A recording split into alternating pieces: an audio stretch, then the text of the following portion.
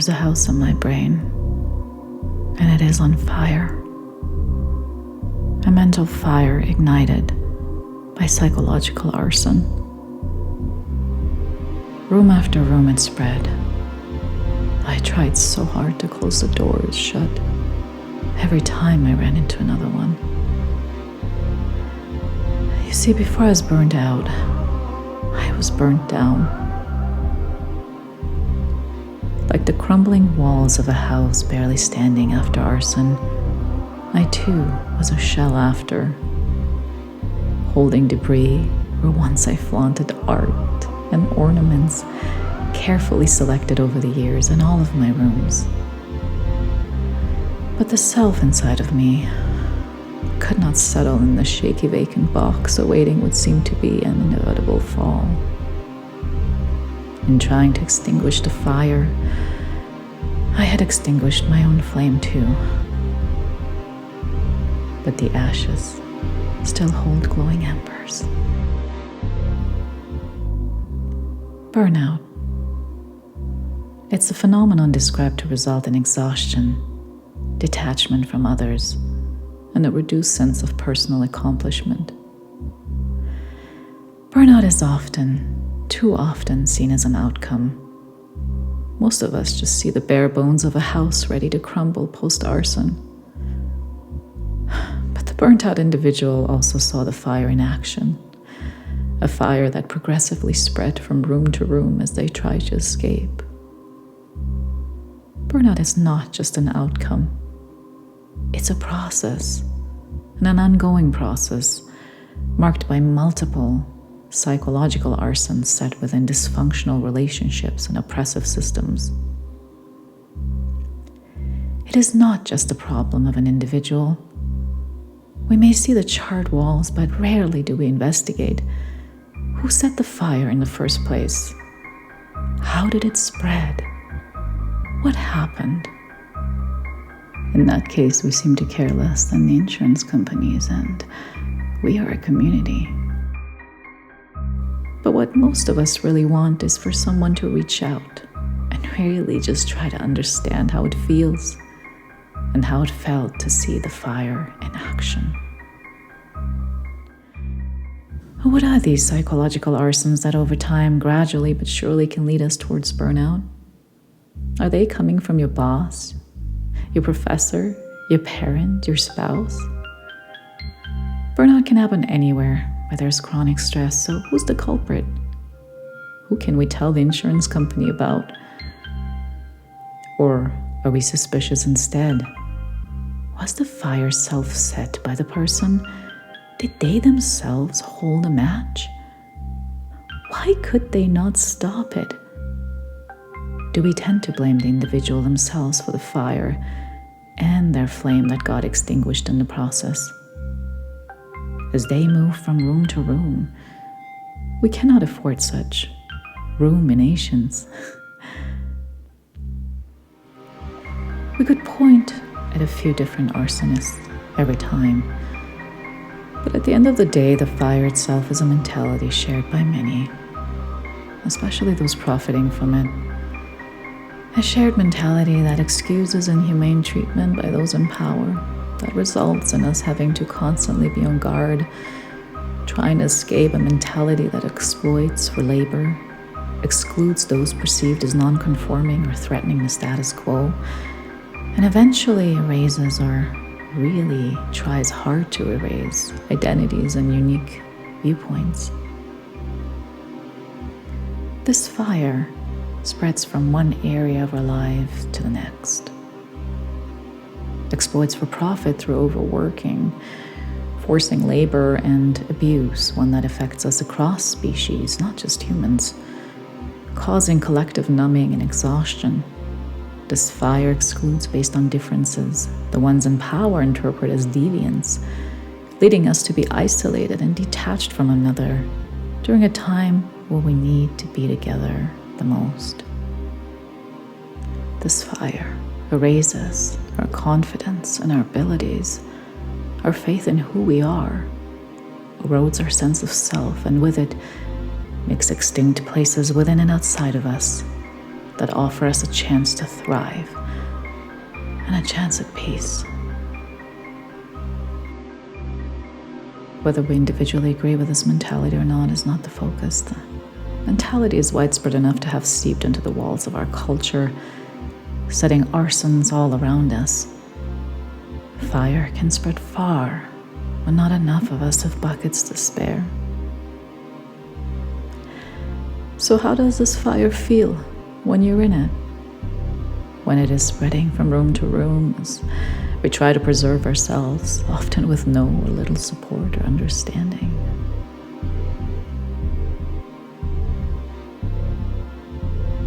There's a house in my brain, and it is on fire. Perhaps there is one in yours too. In the kitchen is where the fire started. We look up. We can smell the smoke. We stop for a minute.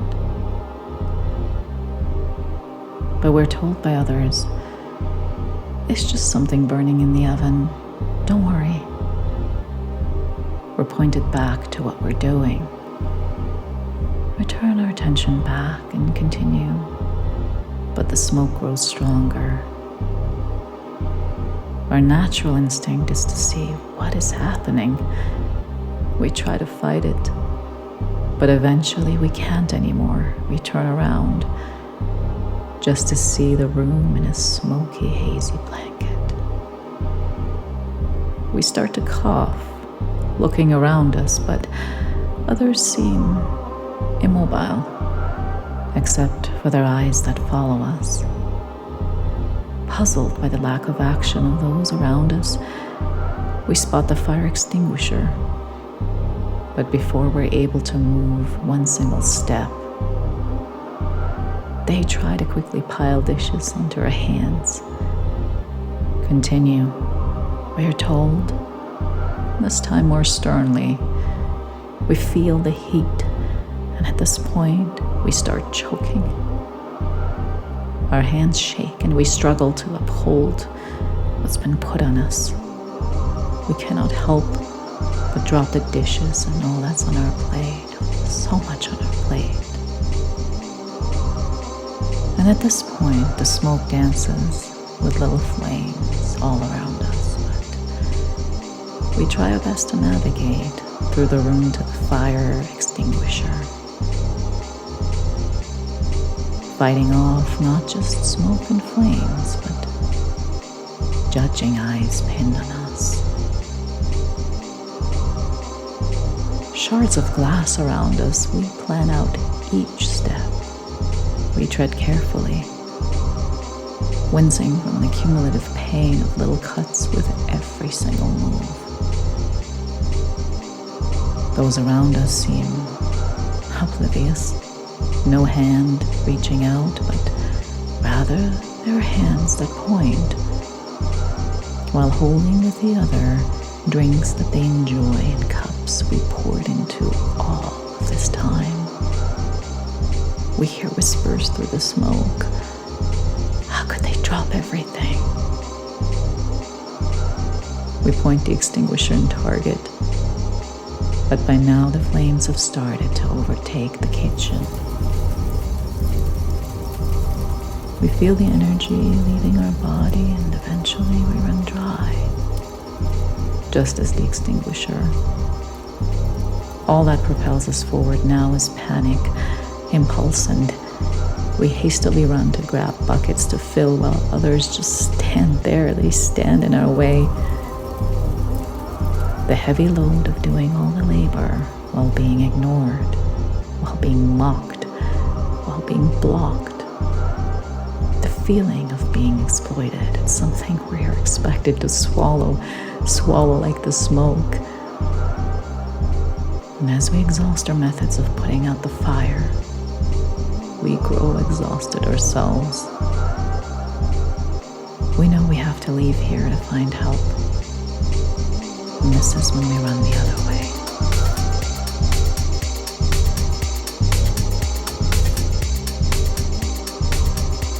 As we run through the hall, it seems to stretch and stretch and stretch. The main door seems much farther away than we remember. It seems we will never reach it. We have to find another way. At this point, we pass the family room, which has a window. We stop and look and see others are escaping from it. We enter this room and shut the door tight. As we shut our eyes to take in a much-needed breath of fresh air. You can do this. We hear a small voice inside. You're not alone in this. We then approach the window, but we're taken aback when we see the ladder has fallen onto the ground and others are running away. We call out and wave vigorously, but they keep running and running further away from us. They become little shadows in our vision. Suddenly, one of them turns around and moves back into the direction of the house. Our voice that was cracking before is now mended by a spark of hope. I knew they would come back for me. A soothing thought wraps around us, a much-needed sensation to relieve the burn. But soon, a temporary renewed sense of hope turns to vapor, joining the smoke that is now seeping into the room from under the door. The person stops to pick up their hat off the ground, and though close enough to hear us, they do not notice us. It seems they are enclosed in a bubble, performing a dance with their own individual sensing of their experience. And in this soul dance, all eyes are on them, including their own. Seemingly happily reunited with their valuable item left behind, the shadows move away, this time slowly, and this time without us intervening. What's the point? A sense of anger and cynicism grows together with a gnawing sense of desperation in our stomach. They really forgot about me? It seems as if every moment now presents itself to mock us. Exhausted from the overload and now feeling detached from the exclusion we experienced, we seem invisible. We are invisible? Am I invisible? We look at our hands. Am I still here? We let out a laughter wrapped in bitterness as we are cast into doubting our own presence. We know we only have ourselves now to rely on, and we have to make it out alone. We touch the door we had closed shut earlier and feel the heat moving across. At this point, it's hard to tell if the fire is around us or in us. The fire has taken over the core of the house, and we are left to move at the margins. We snap out of it just for a moment, just enough to remember. The family room is connected to a bedroom with sheets. Do I have the strength to tie them together? Could I really climb out? I can't. We have to pull ourselves together to launch ourselves into this room with all that we have. And by this time, everything seems foggy. Opening the window in this bedroom is a distant memory, even as it is happening in the moment. Pulling out bed sheets with arms made of lead, we fear we won't be able to grip them tightly enough, grip onto them, to this escape rope. What if I fall? There's no one to catch me. The feeling of heaviness brought on by exhaustion travels into our whole body now. We feel detached now, not just from the others who left us, but also from ourselves. We enter a state of erasure, feeling more and more invisible, but we're also self-erasing ideas and attempts that could make a difference, even before we try them. But we start tying the knots. We will not go down like this, we tell ourselves. Our arms are heavy, so we rest them on the dresser, together with the sheets as we grab the ends, one by one. We may feel segmented, we may feel separated, but we can join those sheets. The sheets we can join together. And as long as we see our hands, and we're still here. As we keep the focus on our hands, our vision goes more and more blurry. The smoke has now made its way in too far, into us, and we're almost one with the fire now. Tears running down our cheeks are just a few drops. Droplets, really. Not good enough. Not strong enough. Not enough to quench the growing, devouring force ready to swallow us whole. Yet, amidst the unbearable heat, a sense of warmth suddenly comes over us as we suddenly count a third hand.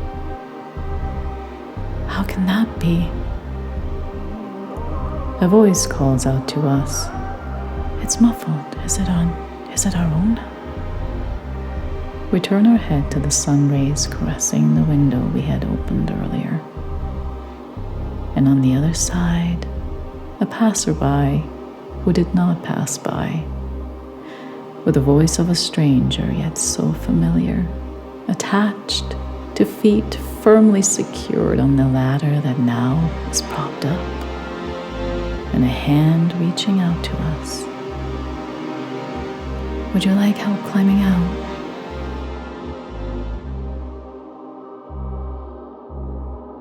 Burnout.